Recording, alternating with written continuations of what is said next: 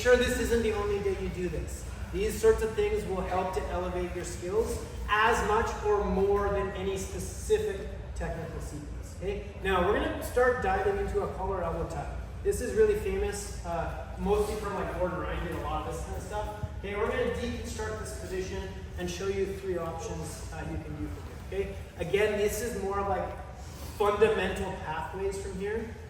So if you go like, go on YouTube and all that, you're going to probably see more advanced stuff, but I want to give you a good foundation before you go into that higher level stuff. Okay? Now, when we set up our collar tie, in my opinion, it's really important we do this in a specific sequence. Now, everything I'm teaching you is from a right leg stance.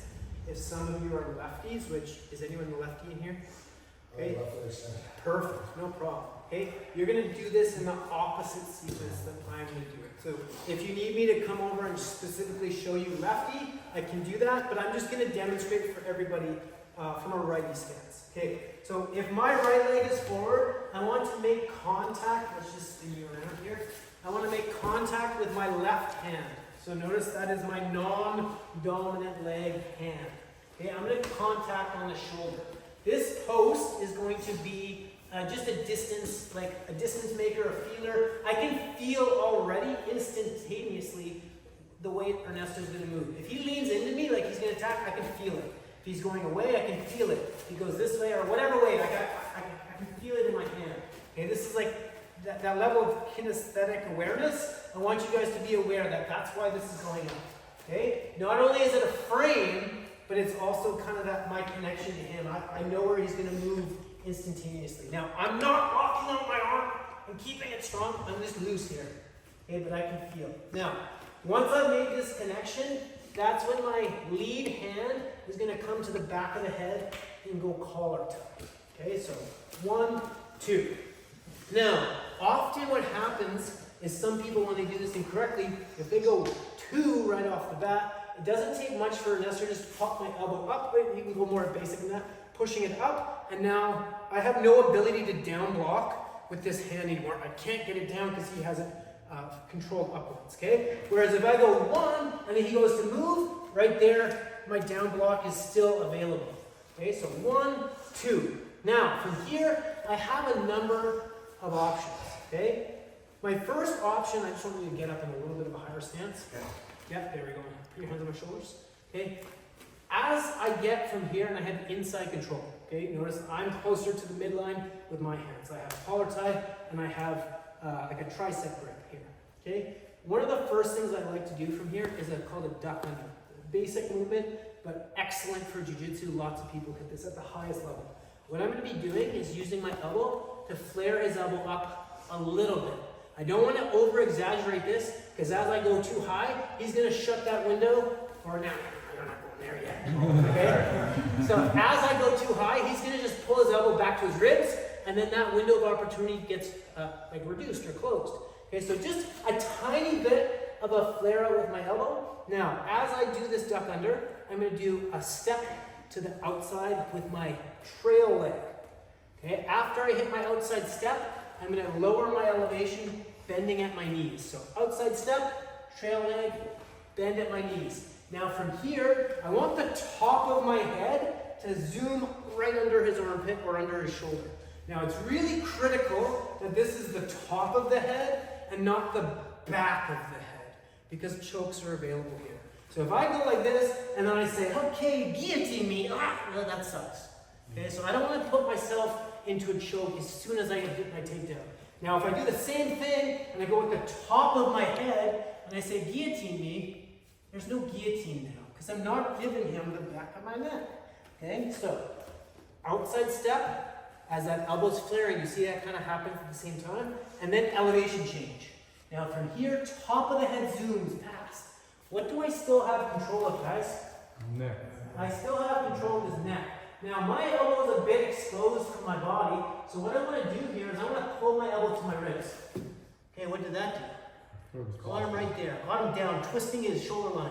So it's really easy with my free hand here. I can either attach to the far hip, okay, or I can attach to the near leg. Once I get my second grip with this hand of your choice, I'm just going to drive forward. Okay, oh, good, I got to mount, cool. Okay, if I don't, I can get the side control right here. Okay, if he turtles out, okay, then go parterre. Okay, then I have the back and I can start attacking back options from here. Okay, so I have lots of optimal pathways for me right off the bat. So let's go through this again. Good stance, that's always priority number one. Contact with the shoulder to make sure I know where he's at, how he's moving. Collar tie comes in. I outside step and I lower my elevation with a little bit of an elbow elevation. I duck under. Okay, my head pops through. Second hand is connecting, but before that I need to pull my elbow down. Okay, as that second hand connects, drive. Side control options, mount options, or if they bottom out, parterre. Okay, then I have back control, or back attack options that we'll go over in a little bit. Questions? Okay, 1, 2. Jiu-jitsu. So do the same sort of thing. Boom, boom, boom, boom, right there. Okay, now from here, hook, far hip or near leg. Okay, as we pull down, okay, if he starts to like try and run away and stays like go parterre, go turtle, okay, and we get to this position. Now from here, what I like to do, there's lots of things to do from here, but one of the things I like to do would be attack the back. That's kind of like a textbook maneuver from here. Now, what I want to make sure I'm doing is I have good position and pressure on the hips. Okay, his ability to escape this, and a lot of this comes from wrestling, at least for me. His ability to escape this is directly rooted in his ability to move his hips. Okay, so if I'm up here in his shoulder line and he can begin to walk his hips away from me, this is a problem for me. Okay, and I'm not going to be able to keep him down and control him. So I want to make sure that after I do, so my hand would be here for the duck under, I want to have this other hand anchored down on the inside thigh or inside knee.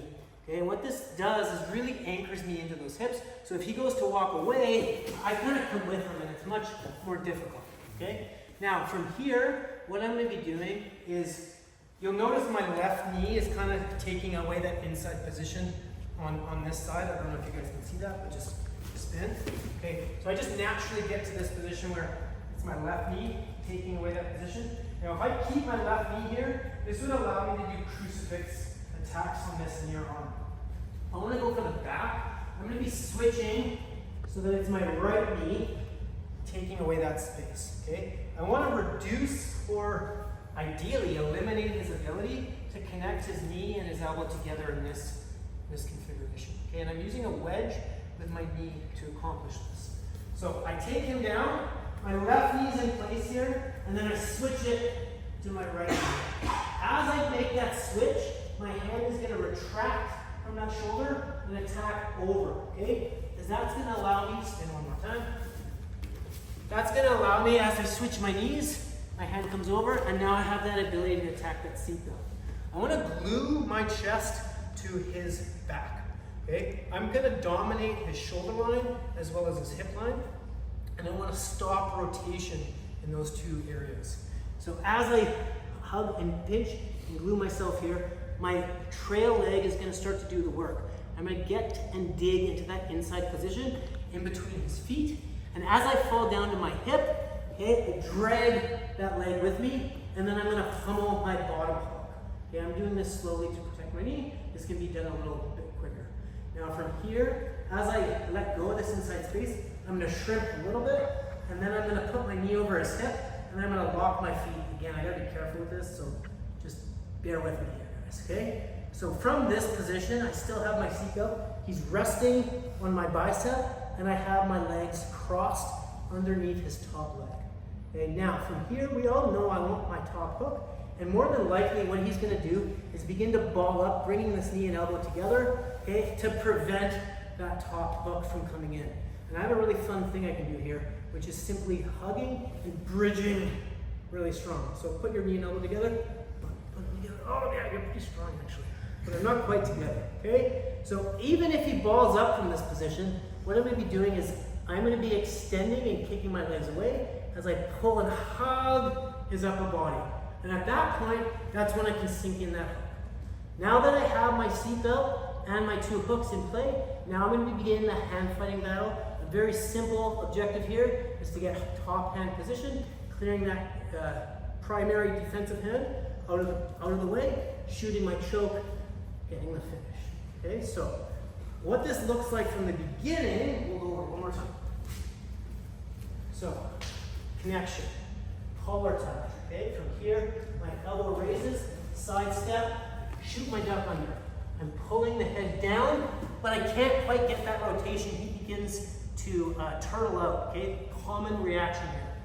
This hand, again, is important. I'm gonna shoot in to the thigh here, and now I need to switch my knees. So if I was here with my left knee, it needs to become my right knee. My right hand retracts, comes over the shoulder, and now I connect my seatbelt. I have to glute myself here so I don't lose the shoulder line. I battle my heel to inside position, roll to my hip, dig this backwards so that I can rotate and get my bottom hook. Okay? Knee comes over the hip and my feet lock together. Okay, this is just a home base here. I don't have my top hook, but I don't quite need it yet. If he begins to ball up, I'm gonna aggressively extend, insert my hook, hand fight, and then begin to choke. Now, what I like to focus on here is as I get this hand up high, I want to cover it with my chin, and that's going to force me into this ear-on-ear position, okay? Now, as I retract this hand, I'm shooting this behind the head. I'm trying to cover both of my shoulders, ideally with my hands, okay? From here, obviously, I'm doing a bit of a squeeze and a little bit of an elbow rotation, in this case, towards the mat, okay, to get the tail. Okay, pretty standard textbook rear naked choke combined with a textbook duck under. Okay, so this is a very, very high percentage sequence from the feet all the way to submission. Any questions about that? Okay, if you guys have any individual differences on the ground, by all means, you don't have to do all the details I'm talking about. If it helps you, fantastic. I'm happy to help you. So let's start on our feet, go through the duck under, take the back, and get that rear naked choke. 1, 2.